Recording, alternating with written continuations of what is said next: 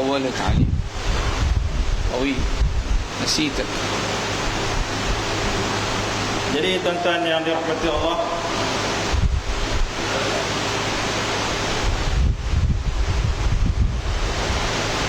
Tuan Syekh menyebutkan kepada kita semua bahawa apakah yang diperintahkan oleh Al-Quran kepada kita. Apakah yang Al-Quran perintahkan kepada kita semua? Al-Quran memerintahkan kepada kita supaya melakukan kema'rufan. Quran memerintahkan kita supaya melakukan perkara yang ma'ruf.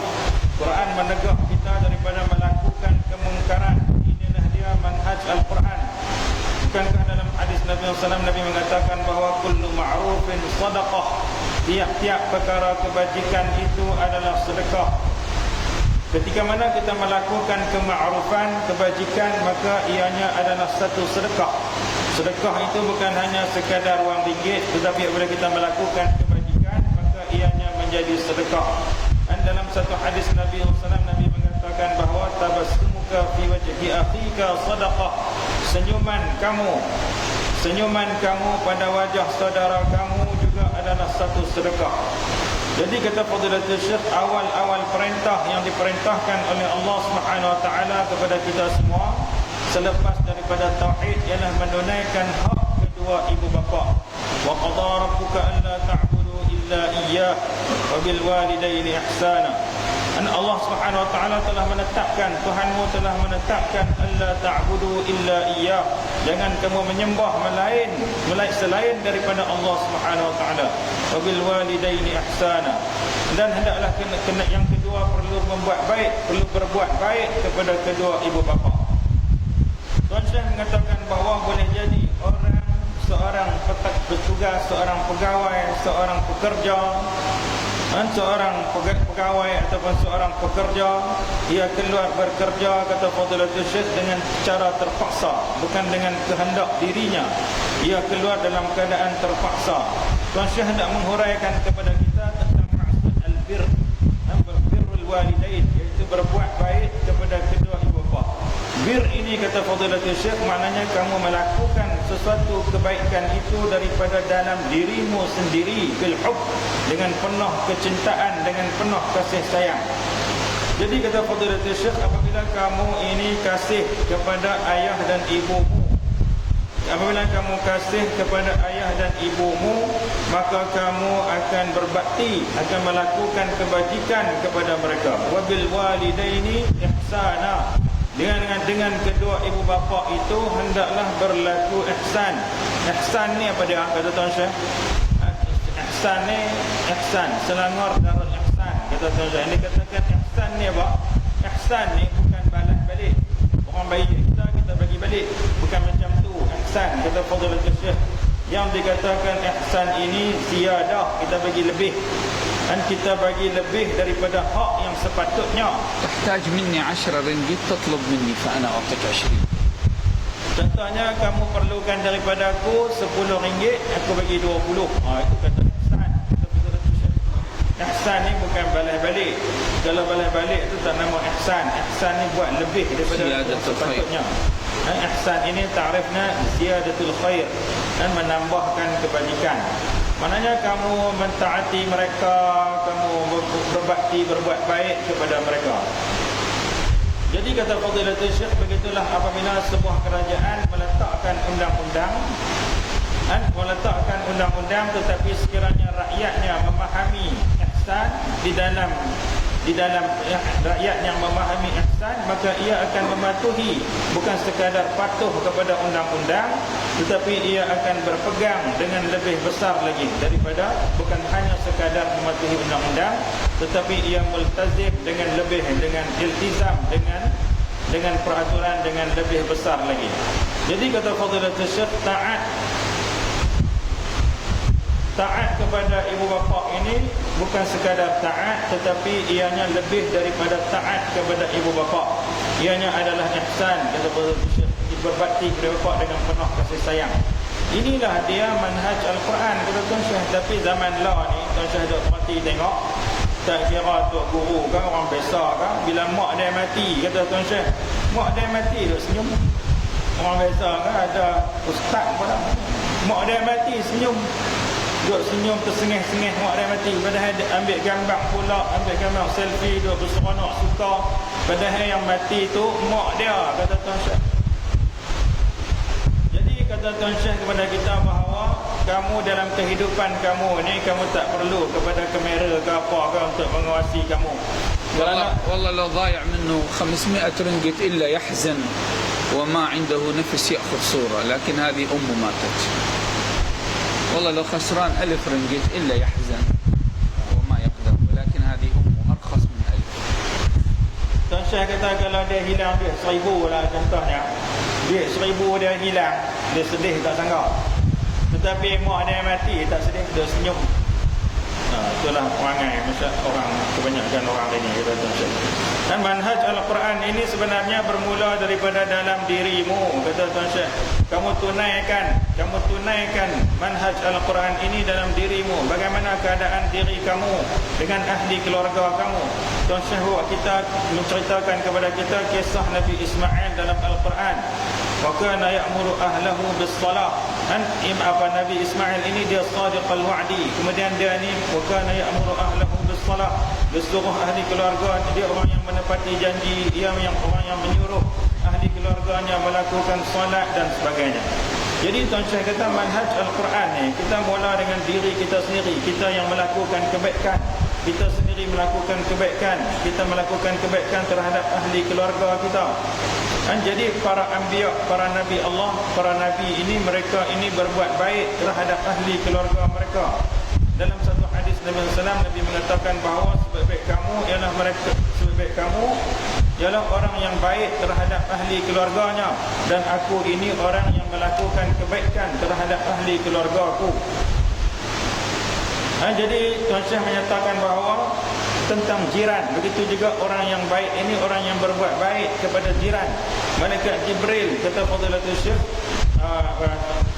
dalam satu hadis Nabi SAW, malaikat Jibril sentiasa datang kepada Nabi SAW berwasiat tentang jiran, sehingga Nabi menyangka bahawa sekiranya baginda mati, jiran ini mempunyai hak di dalam harta pusaka, di dalam miras, kata Tuan Syekh. Kerana terlalu kerapnya malaikat Jibril berpesan supaya berbuat baik kepada jiran. Tapi kita pada hari ini, kata Tuan Syekh, kita duduk selama bertahun-tahun dengan jiran, dan kita tak pernah pun bagi salam ke jiran kita. Hanya pada waktu kenduri ataupun hari raya saja. Semua tu tipu belaka, kata Tuan Syekh, nifak. Semua tu perangai munafik, sifat tipu semata-mata, kata Tuan Syekh. Melainkan orang yang mendapat tarbiyah dengan tarbiyah yang sebenar, orang yang Allah beri rezeki kepada dia dapat bersohbah, berdamping dengan ulama. Dan jadi orang yang sebegini, kata Tuan Syekh, dia bukan hanya sekadar menjaga jirannya, anjing ada di depan rumah dia pun dia akan jaga, kata Tuan Syekh. Dan dia tidak akan lupa terhadap haiwan yang duduk di depan rumahnya. Begitu juga sifat orang yang mengikut manhaj Al-Quran ini, kata Tuan Syekh, dia akan memuliakan tetamunya. Tetamu ni dalam pandangan agama kita dan juga dalam adat kita, tetamu ini adalah seorang yang dimuliakan, mukarram, muazzaz, seorang yang dimuliakan pada agama dan juga pada adat kita, kata Tuan Syekh. Dan Nabi SAW bersabda, man kana yu'minu billahi wal yawmil akhir falyukrim dhaifah. Siapa-siapa yang beriman dengan Allah dan hari akhirat, maka hendaklah ia memuliakan tetamunya. Jadi kata Tuan Syekh kepada kita tadi, apabila orang yang soleh ni mati, kata Tuan Syekh, bukan apabila orang yang soleh ni mati, bukan sekadar ahli keluarganya sahaja yang menangisinya. Apabila orang yang soleh ni mati, bukan sekadar ahli keluarga dia sahaja yang menangisinya, bukan sekadar teman-temannya, tetapi hatta tempat, ada dua tempat yang akan menangisi pemergiannya orang yang soleh ni. Orang yang soleh. Yang pertamanya ialah bumi, tanah tempat dia duduk. Tanah tempat dia duduk tu akan menangis kerana tanah tu, bumi tu kerugian berkat seorang laki-laki yang soleh. Orang yang soleh ni macam mana? Dia hidup dalam keadaan aunan wa ibadur rahman. Hamba Allah Tuhan Ar-Rahman ni berjalan atas muka bumi dengan penuh kehinaan, dengan penuh rasa tak nyombong, tak besar diri dan sebagainya.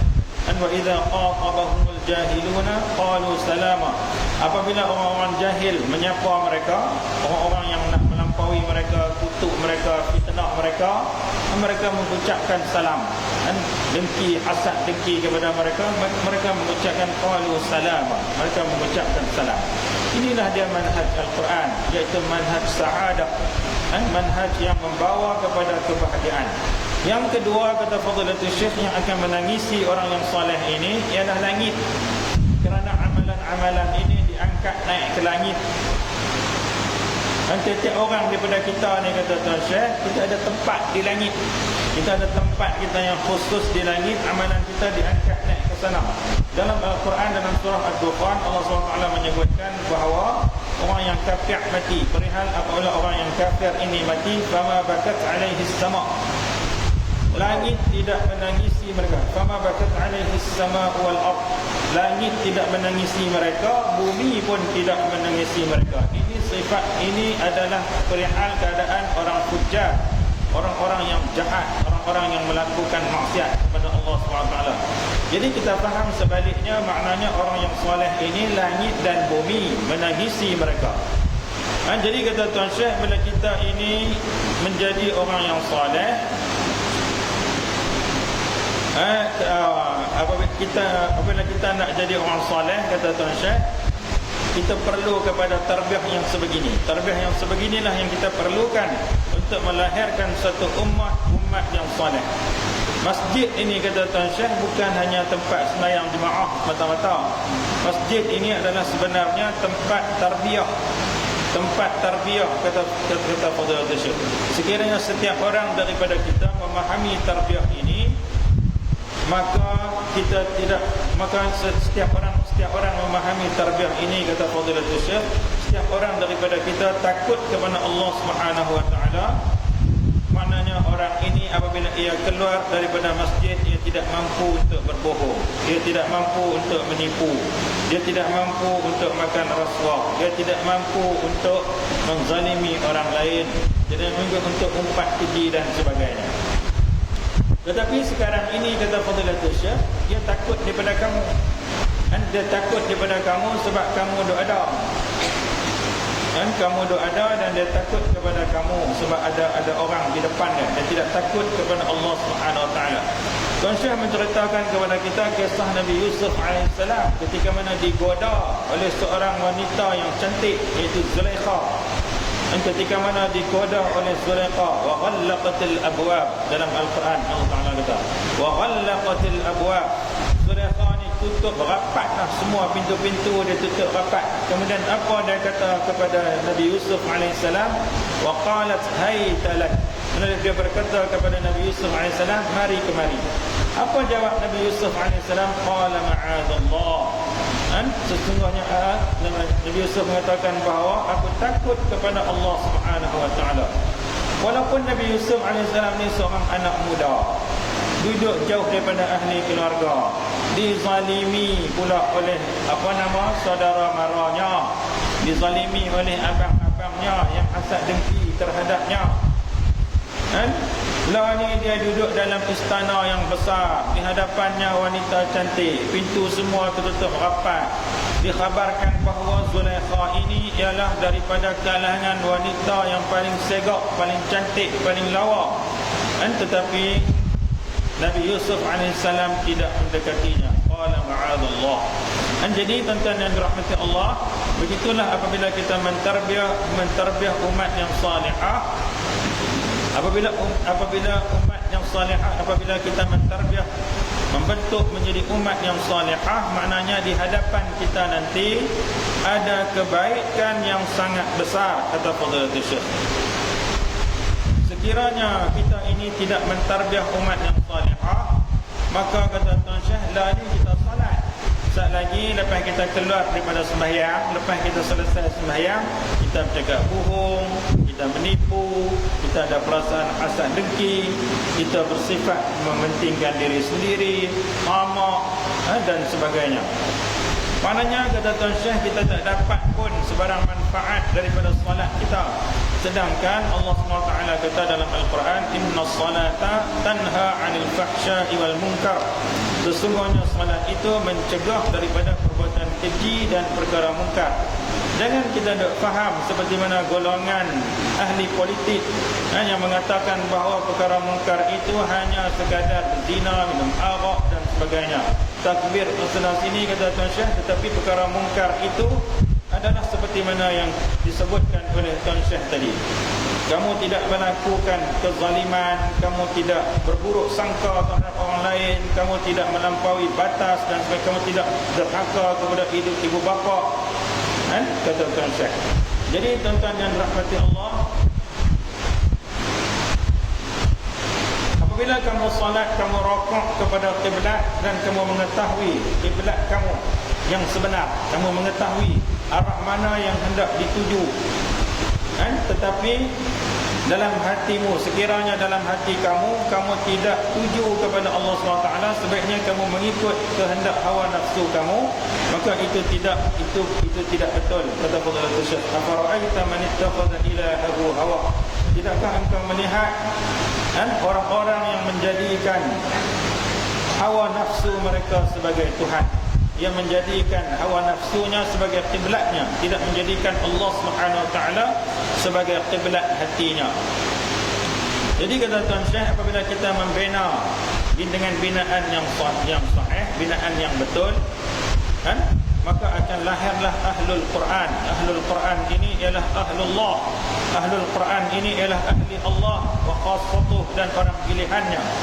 Jadi Tuan Syekh nak pesan lagi sekali, Tuan Syekh kata jangan takut, jangan bimbang, jangan takut, jangan bimbang dekat orang yang takut kepada Allah. Tapi kalau nak takut ni, kata Tuan Syekh, kalau nak bimbang, kita kena takut dengan orang yang tidak takut kepada Allah. Orang yang tidak takut kepada Allah ini berpotensi untuk melakukan kezaliman. Jadi Tuan Syekh kata, pagi ni kami pun nak berangkat pulang dah daripada negeri Pahang ni, negeri Pahang Darul Makmur. Kami pun nak balik dah, kata Tuan Syekh. Jadi kami datang ke kami bukannya nak menyakiti hati sesiapa di tempat ini.